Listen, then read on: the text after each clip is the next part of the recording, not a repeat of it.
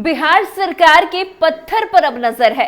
जी हां, बिहार सरकार अब बालू के अलावा पत्थर और कोयले के अवैध खनन और परिवहन पर भी कड़ी निगरानी रखने की तैयारी कर रही है।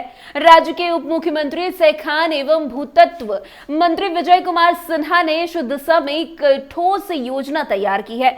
उन्होंने स्पष्ट किया है कि सभी सरकारी विभागों से ये जानकारी ली जाएगी कि वे कौन सा पत्थर खरीद रहे हैं और उसकी खपत कितनी हो रही है। इसके अतिरिक्त अवैध तरीके से पत्थर और कोयला लाने वालों पर चालान काटे जाएंगे और ओवरलोडिंग करने वालों के खिलाफ भी कार्रवाई की जाएगी।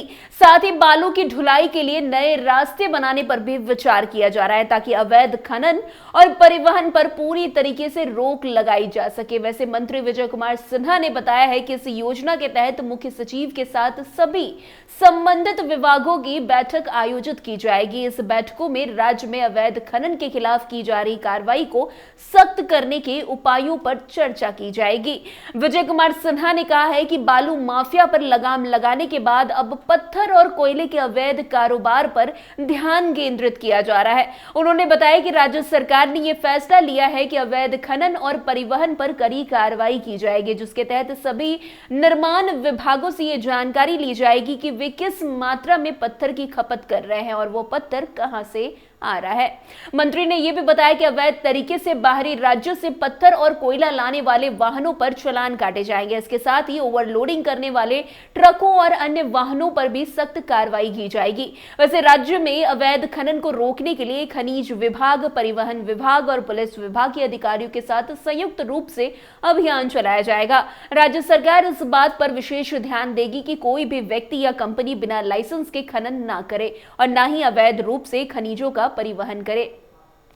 विजय कुमार सिन्हा ने बताया है कि अवैध खनन को लेकर मुख्य सचिव के साथ एक उच्च स्तरीय बैठक आयोजित की जाएगी। इस बैठक में सभी संबंधित विभागों के अधिकारियों को निर्देश दिए जाएंगे कि वे अवैध खनन और अवैध परिवहन के खिलाफ कड़ी कार्रवाई करें। इसके साथ ही पथ निर्माण विभाग के अधिकारियों के साथ भी बैठक कर यह सुनिश्चित किया जाएगा कि कहीं भी पत्थर की ढुलाई के चालान में कोई गड़बड़ी ना हो। मंत्री ने यह भी कहा है कि कई विभागों में पत्थर की ढुलाई को लेकर कुछ गड़बड़ी पाई गई, जिससे सुधारने के लिए संबंधित अधिकारियों से बातचीत की जा रही है।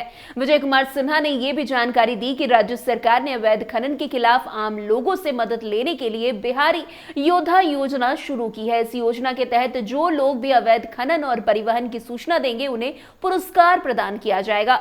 मंत्री ने बताया है कि इस योजना के तहत अब तक 100 बिहारी योद्धाओं का चयन किया गया है। इन योद्धाओं को गुप्त रूप से पुरस्कार राशि दी जाएगी और उनकी पहचान पूरी तरीके से गोपनीय रखी जाएगी। उन्होंने बताया है कि पुरस्कार राशि सीधे उनके बैंक खातों में भेजी जाएगी ताकि किसी भी तरह की पहचान का खुलासा ना हो सके। यह योजना समाज के हर तबके के लोगों को इस अभियान में शामिल होने के लिए प्रेरित करती है। जो लोग अवैध खनन या परिवहन की सूचना देंगे तो उन्हें न केवल एक नागरिक कर्तव्य निभाने का एहसास होगा बल्कि उन्हें इसके लिए पुरस्कार भी दिया जाएगा।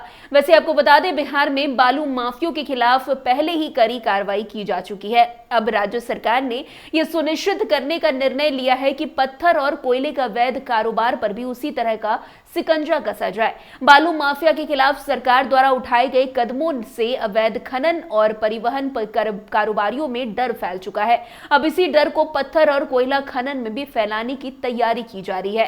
राज्य सरकार का यह कदम बिहार में अवैध खनन और परिवहन पर नियंत्रण पाने के लिए बहुत महत्वपूर्ण माना जा रहा है। विजय कुमार सिन्हा ने यह उम्मीद जताई है कि इस नए अभियान से राज्य में अवैध खनन में काफी कमी आएगी और सरकारी खजाने को भी नुकसान नहीं होगा। इसके साथ ही ये कदम पर्यावरण के संरक्षण में भी सहायक होगा, क्योंकि अवैध खनन से पर्यावरण को गंभीर नुकसान होता है। उन्होंने बताया है कि सरकार का उद्देश्य केवल अवैध खनन पर रोक लगाना नहीं बल्कि एक ऐसी प्रणाली विकसित करना है जिससे सभी खनिजों का खनन और परिवहन कानूनी रूप से और पारदर्शी तरीके से हो सके। इसके लिए सरकार विभिन्न विभागों और एजेंसियों के बीच बेहतर समन्वय बनाने का भी प्रयास कर रही है। यानी कि ये कदम बिहार सरकार की एक अच्छी पहल मानी जा रही है।